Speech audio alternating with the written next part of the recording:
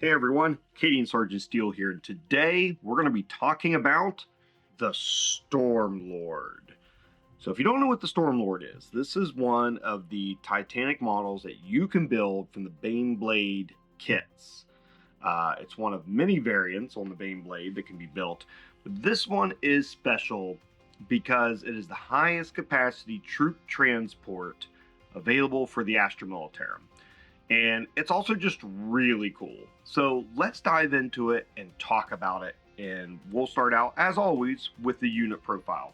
So this is movement 9 inches, so a little bit slow for vehicle.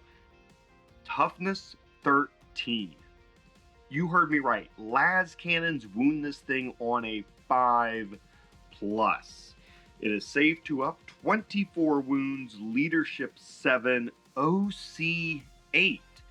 This thing can almost hold objectives as well as a 10-man infantry squad from most armies. Almost. That is phenomenal what this thing is capable of. So, pretty good unit profile, pretty good start. Let's also go over its keywords real quick, because this is going to impact what we think about what we can do with it. So it is a vehicle, it is Titanic.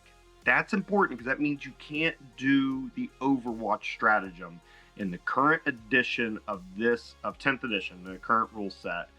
You cannot do Overwatch. It is Imperium, Transport, Smoke, and Stormlord.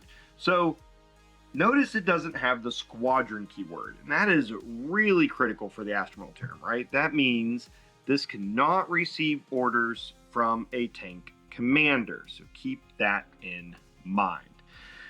Now, let's dive into unit abilities. So it does have a very big Deadly Demise ability. So this is going to be Deadly Demise D6 plus 2. So you could end up doing 8 mortal wounds if this thing explodes. So it's a little bit dangerous in that sense, but remember, it's not the end of the world, and Deadly Demise does only go off on a 6 typically. It also has, which is what makes this thing beautiful, Firing Deck 24. So that means 24 models can shoot out of this transport that are embarked inside of it. 24 models. Think about that. So that's going to impact a lot of what you may or may not want to put inside of this vehicle. Okay, let's talk about what makes it unique, though, outside of having a massive firing deck number, and that is its ability Mount Up.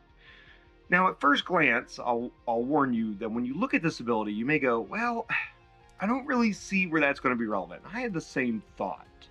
It's some niche circumstances, but I've kind of come up with a couple combos here that I think you may be interested in to be able to use this ability. So Mount Up, how it works is, at the end of your opponent's movement phase, all right, so you do this on the opponent's turn, if there are no models currently embarked within this transport, you can select one friendly Astra Militarum infantry unit, excluding artillery, so no field ordnance batteries jumping inside of this. Fair. That is wholly within 6 inches of this transport. Unless that unit is within engagement range of one or more enemy units, it can embark within this transport. Okay, so it's just Astra Militarum infantry. That's a lot of units to choose from. But when may that be relevant or not relevant, and who might you want to do that with? The first thing that came to mind for me is probably the best option. So let's get into tactics and strategy here. The best option that came to mind was something you may not initially think about, but it's your neighborhood friendly, commissar-loving Ogrins. So why the Ogrins? This is because their unit special ability. So they have the ability that if they shoot at the closest eligible target, they get an additional AP -1. These things are, the Ripper guns are basically heavy bolters with rapid fire 3. So they can get up to 18 shots on a unit of 3, 36 shots on a unit of 6, with AP -2 flat 2 damage. That's scary. Then that complements the Stormlord, because I haven't talked about its weapons yet, but let's talk about its weapons and how this is relevant to what this is already going to want to do. It has two heavy stubbers. It has two las cannons. It has twin heavy bolters, or you can replace those with twin heavy flamers. It has two of those on the sponsons. Has a twin heavy bolter on the front. It has a Vulcan mega bolter. Okay, so the rest of these weapons are pretty typical. We see them on a lot of 40k models. So let's talk about the Vulcan mega bolter, which you don't see that often. This is a 48-inch range, 20 attack, 4 ballistic skill, strength 6 -1, flat 2 damage, with sustained hits 1. Alright. So when we look at that, it's going to be similar to the profile of the Ripper guns on the Ogrins. So this whole setup right here is meant to kill elites and infantry. You're going to be wounding basic infantry on 2s, you're going to be wounding elites on 3s, or Space Marines on 3s. You are going to rip things apart, and you're going to negate most armor saves well enough to the point that units who have invulnerable saves are probably going to have to use those in order to save from your attacks. So you're going to be destroying models, infantry models, objective holding models, models that would challenge your ability for your infantry to hold objectives and for you to score points in your game. That is why I think this combo and this unit is an excellent thing to consider. Now, currently I only have 3 Ogrins painted up, and that is an absolute shame. I think I should paint 3 more, because that is really interesting. Now, the downside to the Ogrins is that each one of these takes up the space of 3 models. Transport capacity of 40, so a 6-man unit takes up 18 slots inside the transport, right? Now, here's the other cool part when it comes to Ogrins, is that they only have 5-up saves. They have the 6-up fill no pain, so that's not bad. They're T6, so they're kind of tough to hurt. But with that 5-up save, they die pretty quickly to anything with any reasonable AP and amount of damage, or just volume of shots if you're facing another guard player or similar army. So using this ability to be able to jump them back inside will keep your Ogrin alive and allow you to just shred your opponents, and it'll be infuriating for them while they cannot kill your Ogrin because they keep hopping in and out. Now, the other thing is too, it's a 6-inch range, wholly within 6. So I want you to see that, right? Visually, that is a long distance. Here's why that's also important. You do this at the end of your opponent's movement phase, which means you can screen their charges and at least make them have to make a 7-inch charge at best. So this could be a great way to protect your Stormlord from getting within engagement range. So you may be going, okay, Canadian Sergeant Steel, but 18 transport capacity of Ogrins, or you could double it up and do 36. Well, it doesn't seem very efficient. And I would say, yeah, you're probably right. It's a cool trick, it's a neat thing you can do, but it's probably not the most efficient thing in the world. So what would we want to do then to maybe finish filling this out?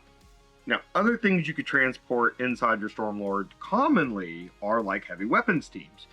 People love putting heavy bolters and las cannons and mortars and autocannons in the back, especially when 24 of those models can shoot out.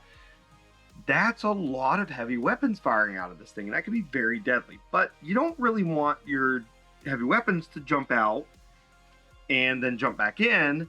You won't be able to use the mount up ability very well. Those only come in units of 3, and that means you have to disembark everything. Because remember, to use mount up, it has to be empty. There has to be nothing inside, and that's why I was thinking about something like Ogrins. So what would you pair up with the Ogrins to take advantage of this? Well, here's one recommendation I have, which I think is a really great idea. That is your humble, regular infantry squads. And you might be like, okay, Canadian Sergeant Steel, why? What does the humble infantry squad, or Canadian shock troops, or Krieg, or Catachin bring to this? Here's what.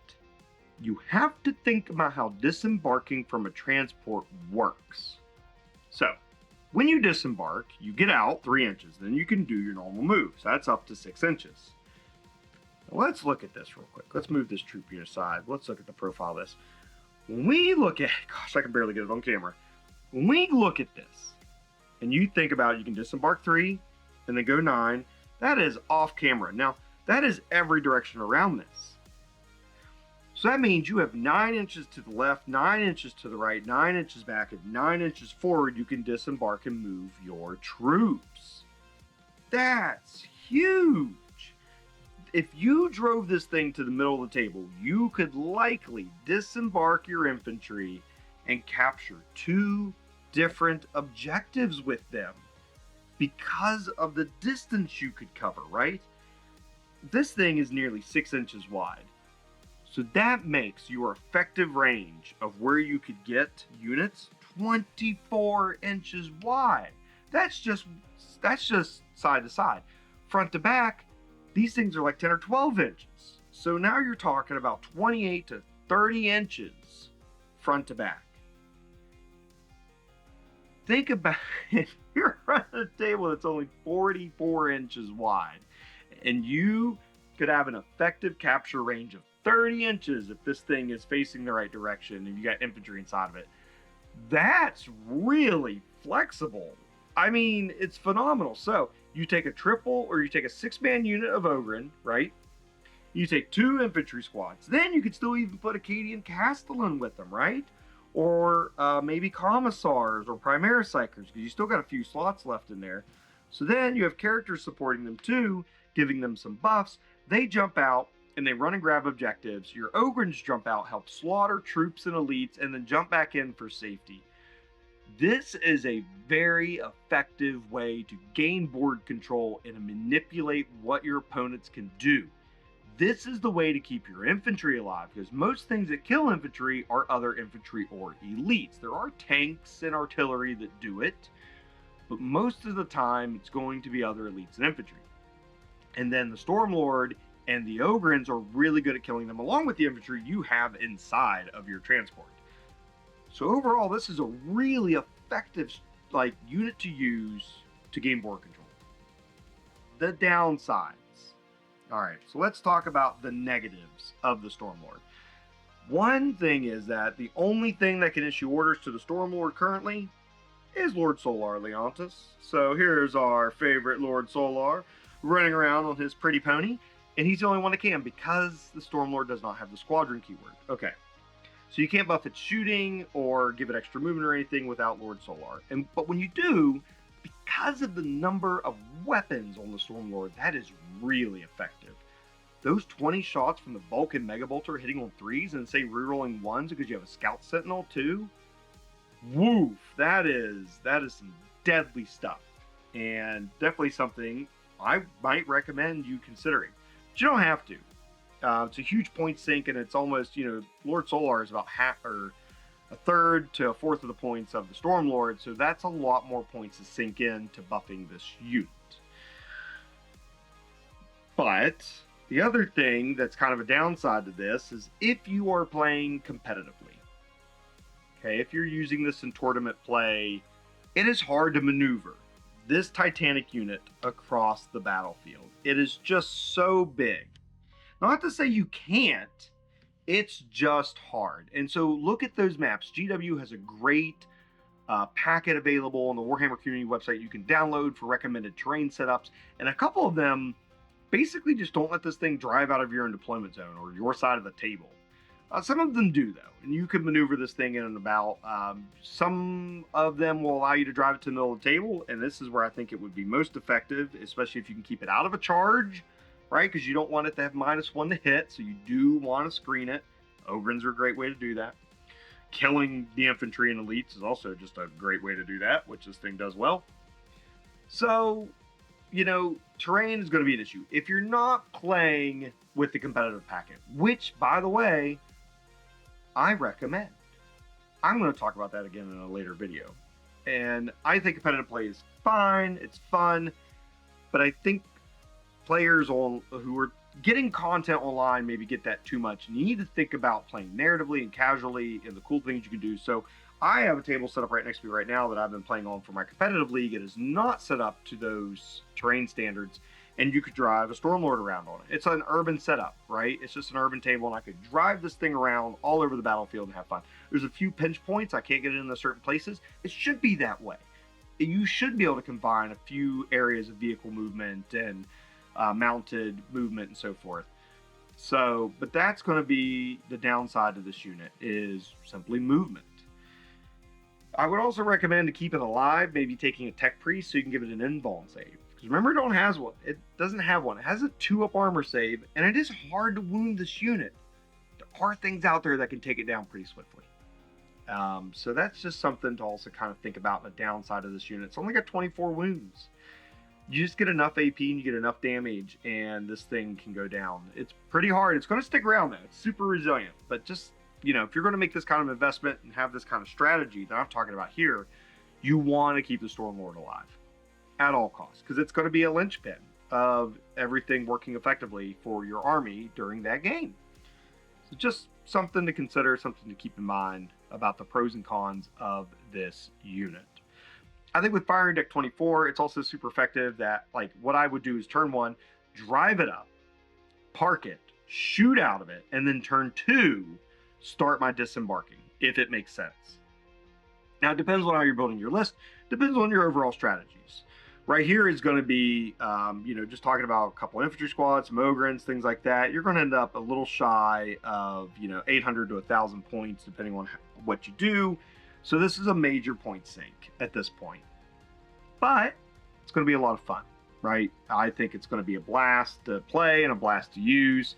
And then depending on how else you build your army out, maybe you get a couple Leman Russes or a Rogal Dorn, you got some artillery, and you get the rest of infantry. This is pretty viable. It's going to work.